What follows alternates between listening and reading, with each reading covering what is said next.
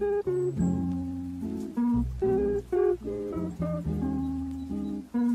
tout le monde, j'espère que vous allez bien. Aujourd'hui on se retrouve pour une nouvelle vidéo. En gros je vais passer une journée avec les compagnons du devoir pour découvrir un métier. Il y a quelques jours j'ai reçu une boîte avec un cadenas et tout, ce qui ressemble à ça. Et en fait il y avait toute une énigme pour pouvoir avoir le code, il y avait un cadenas ici.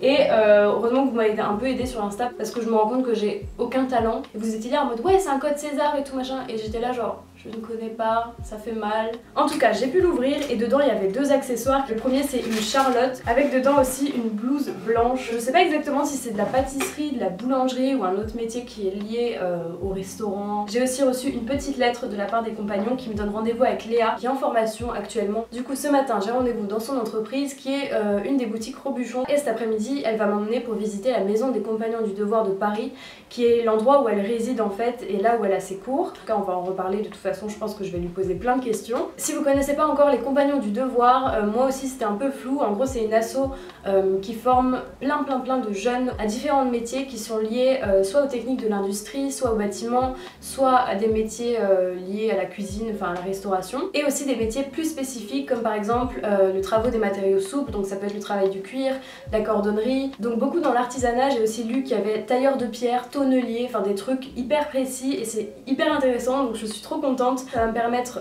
déjà de découvrir un métier qui est totalement hors de mon parcours scolaire on va dire, qui sort vraiment du truc communication, marketing, fac, IUT, etc. J'avais vraiment à cœur de faire cette collab avec les compagnons parce que selon moi c'est pas assez mis en avant dans les possibilités de parcours on va dire de vie et de travail. Que vous soyez à un moment de votre vie comme le collège ou le lycée où il faut vraiment faire des choix quant à votre formation ou même plus tard si vous avez déjà fait des études et que vous avez envie de changer complètement de domaine. En fait je me dis que c'est juste une super bonne opportunité pour découvrir autre chose et ça pourra toujours être utile à l'ensemble d'entre nous de voir comment ça se passe dans ces métiers là. Du coup j'ai hâte de découvrir tout ça et de découvrir un petit peu sa démarche. De toute façon on va pas mal en discuter donc je vous embarque, c'est parti.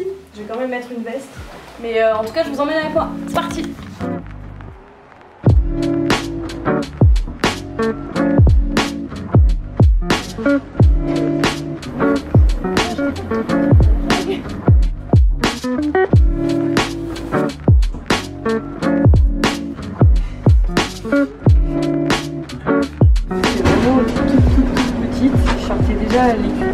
Dans la cuisine de mes parents et je disais déjà à mes parents ouais j'aurais le code bleu blanc rouge, je suis la 3e génération de boulanger mon père et mon grand-père.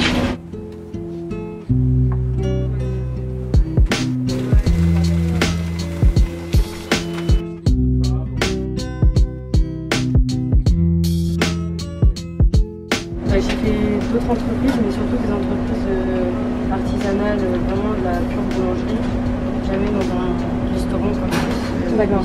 Pendant une semaine, quand on arrive dans ce métier, dans une nouvelle entreprise, on partage. T'arrives à quelle heure du coup?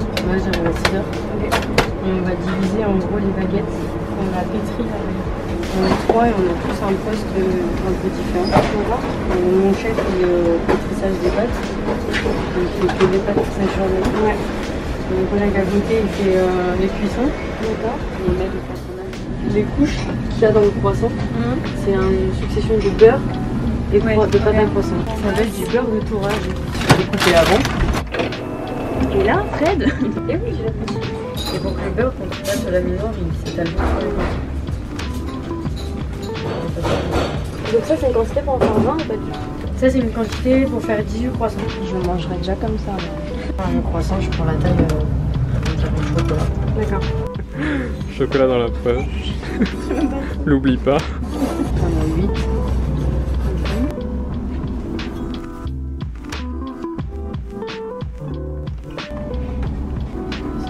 C'est quasi style de croissant. Tu roules. Oh my god. Il était censé être vendu le mien parce que... Microsoft. Voilà. Bah il est mignon. Oh. Eh, franchement. Non. Baguette, une fois qu'elle a été poussée prête au four. T'as l'air triste.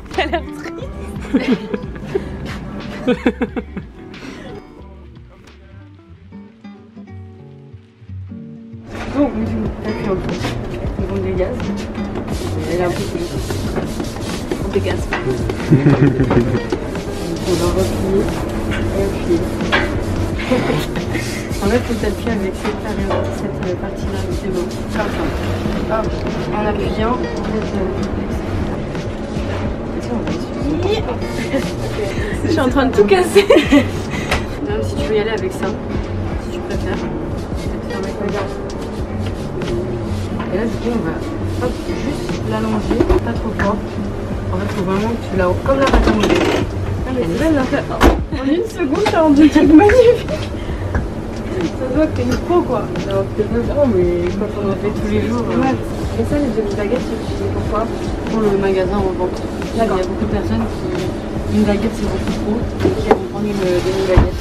Donc là, on va faire une crème pâtissière. Léa va chercher les ingrédients et du coup, je vais peser pour rendre responsabilité.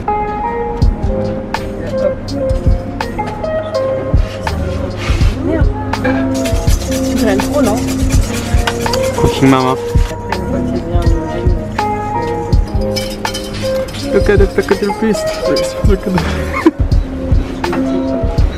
Ils sont super bons. Après, on met la bonne épicière. C'est très bon. Mais il faut que je me lave les mains maintenant. Moi aussi.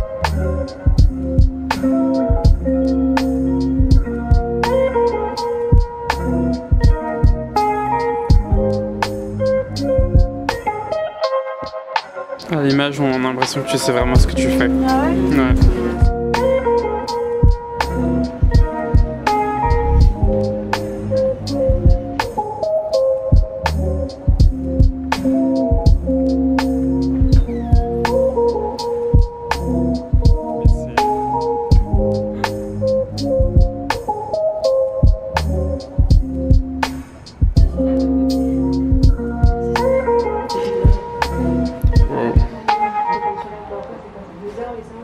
Du coup, on vient d'arriver à la maison des Compagnons du Devoir de Paris et je suis avec Léa pour lui poser quelques questions. Déjà, est-ce que tu veux bien te présenter? Léa Moulin, je suis boulanger aux Compagnons du Devoir et je suis actuellement du coup sur le Tour de France.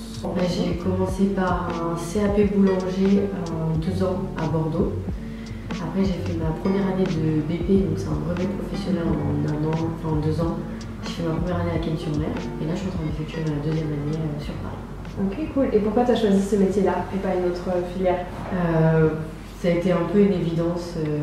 C'est depuis toute petite et j'ai toujours dit que je voulais être boulanger. Même si mes parents m'ont mis dans la case de pâtisserie, toujours fini boulangerie. Alors moi je suis arrivée, j'avais 16 ans, 15-16 ans. Ok, donc très jeune. Très jeune, donc sortie du collège, Ouais. Directement dans le monde du travail, avec un loyer, un salaire. Donc, Les exigences. c'est ça.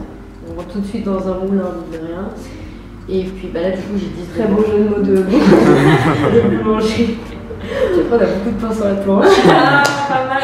Tu parles de Tour de France, c'est quoi exactement? Parce que pour moi c'est un peu flou.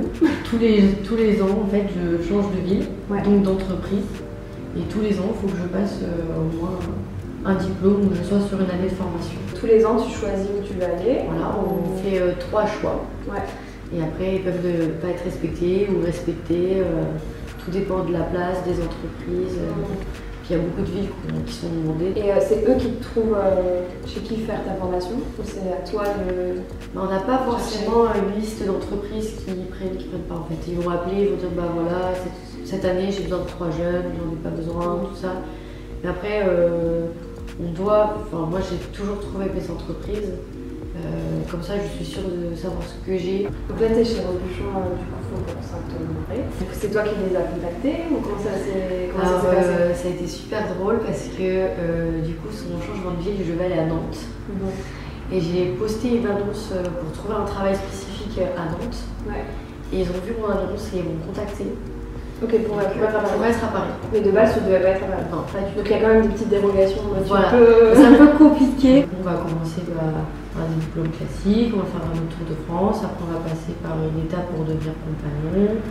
Et après, on a encore des années de devoirs. Donc c'est en fait ceux qui sont nos formateurs, c'est les jeunes qui étaient à notre place avant. Tu parles des formateurs et des autres compagnons, c'est que là en fait, dans la maison qu'on a visitée, tu vis en communauté. C'est ça. C'est un peu comme une résidence étudiante, mais un peu plus que ça. C'est un peu notre maison. Ouais. Moi j'appelle ça ma maison, c'est ma famille. Quoi. Dans ta chambre, il y a quoi comme métier? Dans ma chambre, il y a menuisier, pâtissier, tailleur de pierre, maroquinier. Donc il y a pas mal de métiers. D'accord. Que des filles. Que des filles dans ma chambre. Que des filles. Et vous êtes combien? Plus de 100. Ok. Et après dans la chambre, du coup, ça varie de 2 à 6 personnes. Sur une centaine, on doit une trentaine de filles. Ok. À peu près, ce qui est déjà pas mal dans une maison. Et donc vous avez des horaires qui sont un peu décalés ou Totalement. vous avez... Ok. Parce que j'imagine toi tu te lèves super tôt par rapport aux autres. Tu as un temps en entreprise, un temps de cours. C'est ça. Comment ça se planifie Pour un brevet professionnel, on a à peu près 5 semaines d'école entre guillemets. On est beaucoup plus à l'entreprise. Et après, tous les soirs, on a cours de 20h à 22h pour compléter ça, vu qu'on a moins de 2 semaines d'école. Et du coup, plus tard, tu vois ton avenir comment? Enfin, est-ce que tu aimerais ouvrir toi ta propre boulangerie? Est-ce que tu aimerais poursuivre dans le resto qu'on a vu ce matin? Peut-être ouvrir ma boulangerie et pour des jeunes former aussi, qui plairait beaucoup. Après, c'est vrai qu'on a un métier déjà assez éprouvant. En étant ouvrier, on a 5 semaines de vacances, on a une paie qui tombe à la fin du mois, même si on est malade. Donc, c'est un pour stabilité. Si tu pouvais un peu résumer ton expérience des compagnons du devoir, ce serait quoi en quelques mots? C'est très formateur, ça nous fait grandir très vite. Il y a forcément beaucoup de hauts, beaucoup de bas, parce que c'est un rythme à tenir. C'est une grosse expérience de la vie pour avoir un bon CV, on fait passer de l'âge enfant à l'âge adulte. Ouais. C'est trop bien. Magique. Merci Léa. Ça devrait avec plaisir. First scoop. At least you get to sit out in New York and curse stupid. He plead the fifth and sip wine stiffly. Patiently come up and be spiffy in a jiffy. Gift with the grind, criminal mind shifty cat. Swift with the 9 through a 59-50 hat.